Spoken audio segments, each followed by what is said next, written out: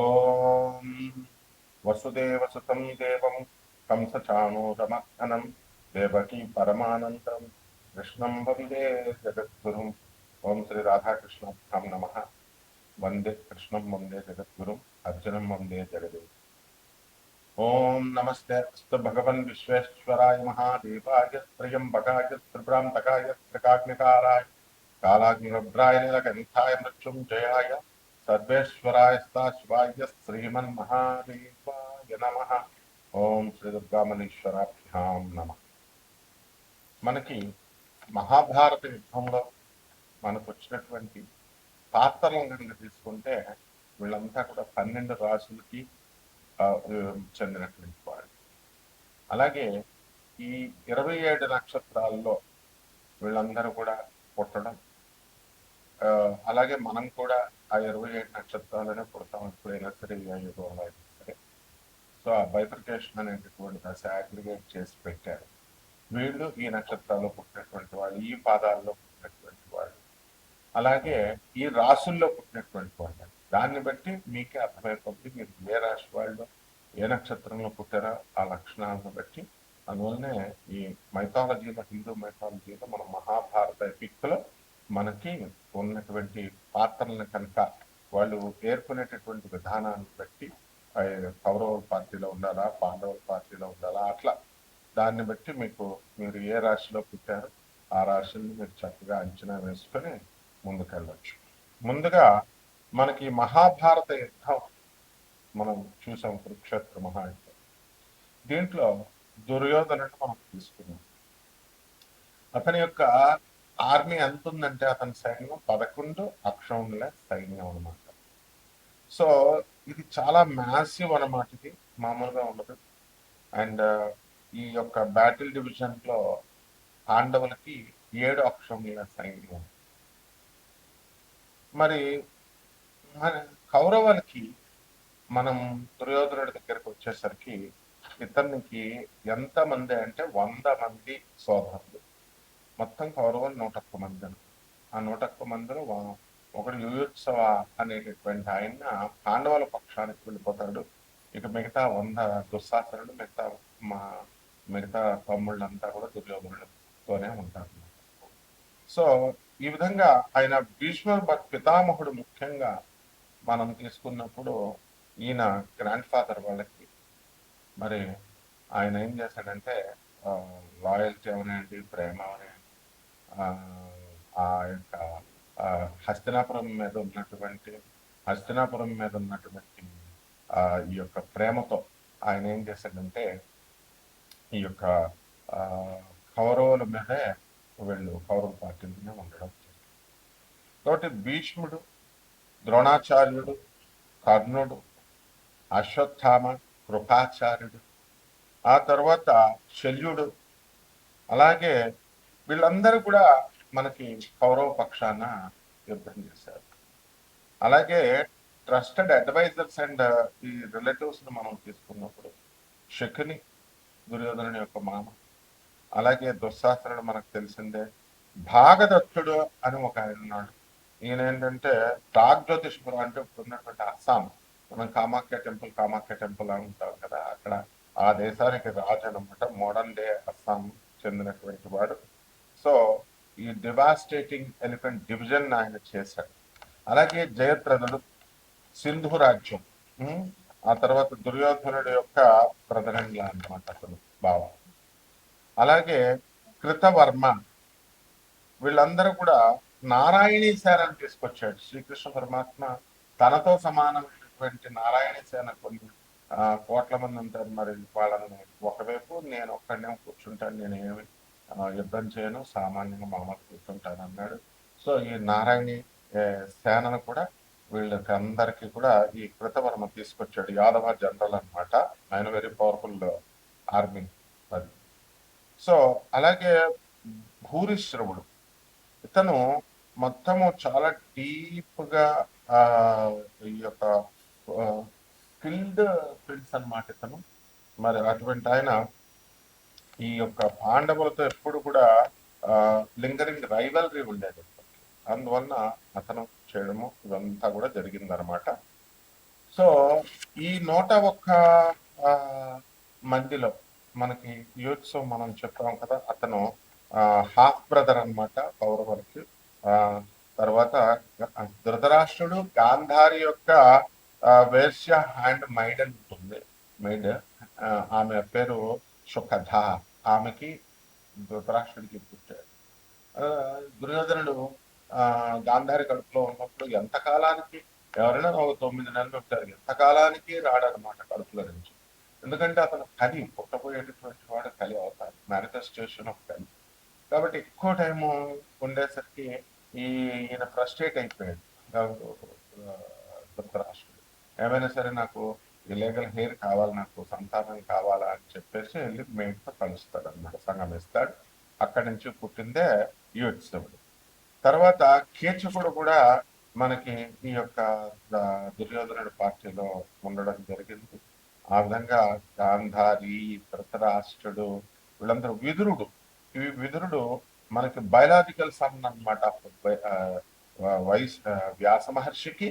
తర్వాత అంబిక అనేటటువంటి క్వీన్ కి ఆమె ఆమె maid had maid enter the queen Ambika.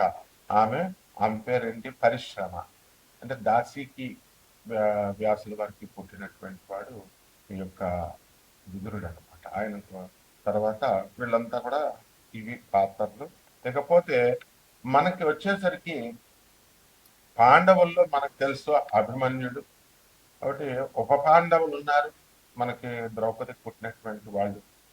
And ఈ అత్యంత దురదృష్టవంతురాలైనటువంటి గాంధారి ఏంటంటే కెటాస్ట్రోఫిక్ లాస్ జరిగింది ఆమెకి. 100 మంది కుమారులు మరణించడం అన్నమాట. అలాగే అర్జునుడు, అభిమన్యుడు, పాండవులు, యుధిష్ఠరుడు, తర్వాత ధర్మరాజు మనకు తెలిసిందే, యుధిష్ఠరుడు అంటారు, భీముడు, నకులుడు, తర్వాత సహదేవుడు, అర్జునుడు, వీళ్ళంతా కూడా పాండవులు. మరి వీళ్ళకి సహాయం చేస్తూ మనకి చాలా మంది, మరి ఈ యొక్క దుష్టద్యుమ్నుడు, ద్రుపద మహారాజు యొక్క కుమారుడు దుష్టద్యుమ్నుడు, కమాండర్ ఇన్ చీఫ్ ఆఫ్ అన్నమాట ఆయన మొత్తం పాండవ ఆర్మీ కూడా. అలాగే భీముని కుమారుడైనటువంటి ఘటోత్కచుడు, సాత్యకి, ద్రుపద మహారాజు, విరాట్ మహారాజు, యుయుత్సువుడు, వీళ్ళంతా కూడా పాండవుల వైపు పోరాడారు అనమాట. సో ఈ యొక్క పోరాటంలో ధర్మము అనేటటువంటిది గెలవాలి. ఇది శ్రీకృష్ణ పరమాత్మ యొక్క ఉద్దేశ్యం. అంటే అసలు దుర్యోధనుడి యొక్క జననం ఎందుకు జరిగిందండి అంటే, దుర్యోధనుడు సెంట్రల్ యాంటాగనిస్ట్ అనమాట ఆయన. అలాగే ఆ ఫేస్ ఆఫ్ అధర్మకి, అన్రైటియస్నెస్ కి అతను మార్పు. ఈయన దగ్గర ఉన్నటువంటి లక్షణం ఏంటంటే జలస్నెస్ బాగా ఎక్కువ, ఫ్యూయల్డ్ బై అన్చెక్డ్ జలస్నెస్. మనకు చాలా జలస్నెస్, గ్రీడ్, దురాశ అనమాట, అండ్ ఈగో ఎక్కువ. అండ్ కాన్స్టెంట్ గా ఈ యొక్క పాండవుల్ని చంపాలి అనేటటువంటి అసాసినేషన్ అటెంప్ట్స్ చేస్తూనే ఉన్నాడు కంటిన్యూస్ గా.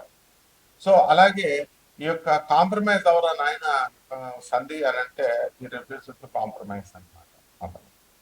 ఆ విధంగా అల్టిమేట్ గా ఏమైంది, ఈ డివాస్టింగ్ కురుక్షేత్ర వారిని తీసుకురావడము ఇతని యొక్క ఉద్దేశం అల్టిమేట్ గా.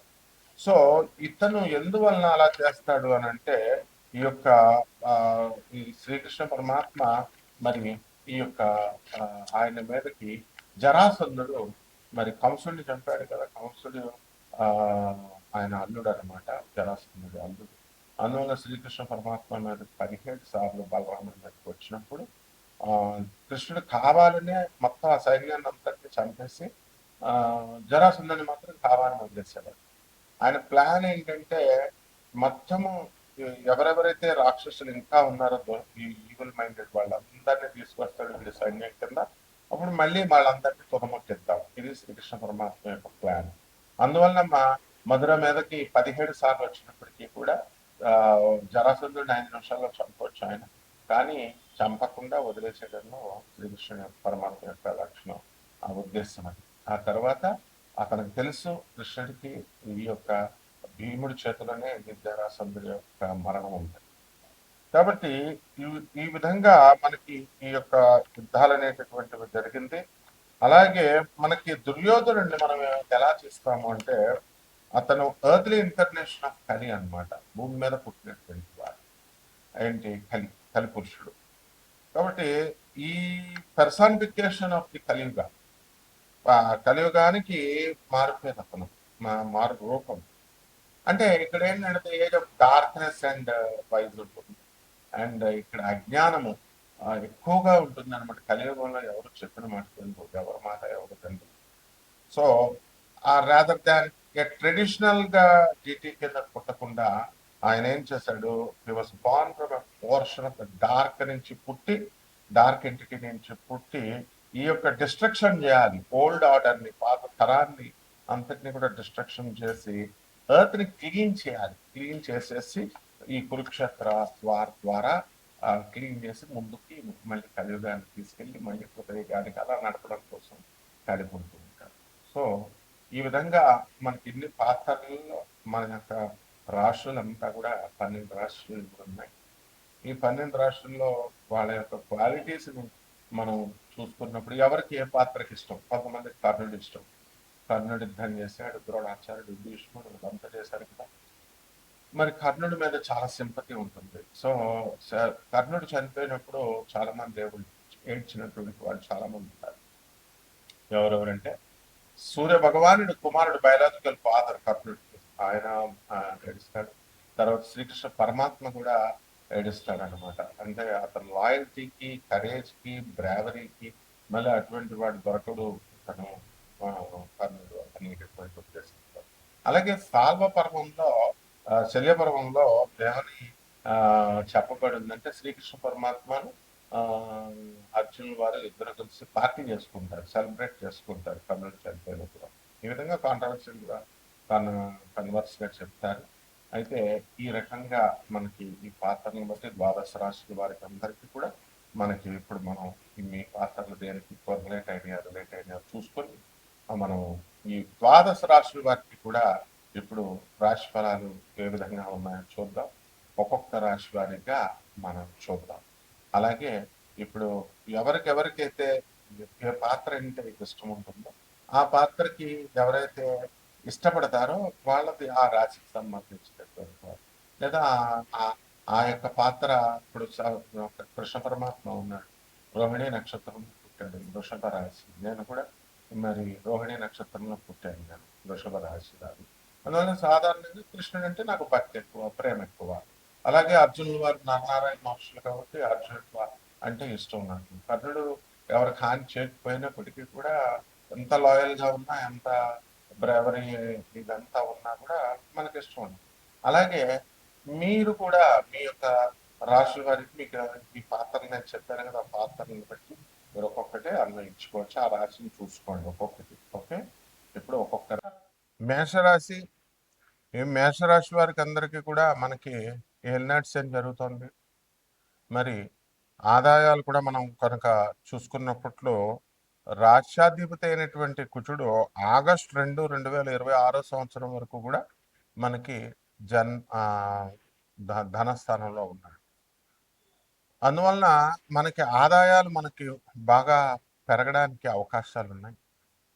తర్వాత ఖర్చుల దగ్గరికి వచ్చేసరికి ఖర్చులు కూడా చాలా అధికమైనటువంటి ఖర్చులు ఇవన్నీ కూడా.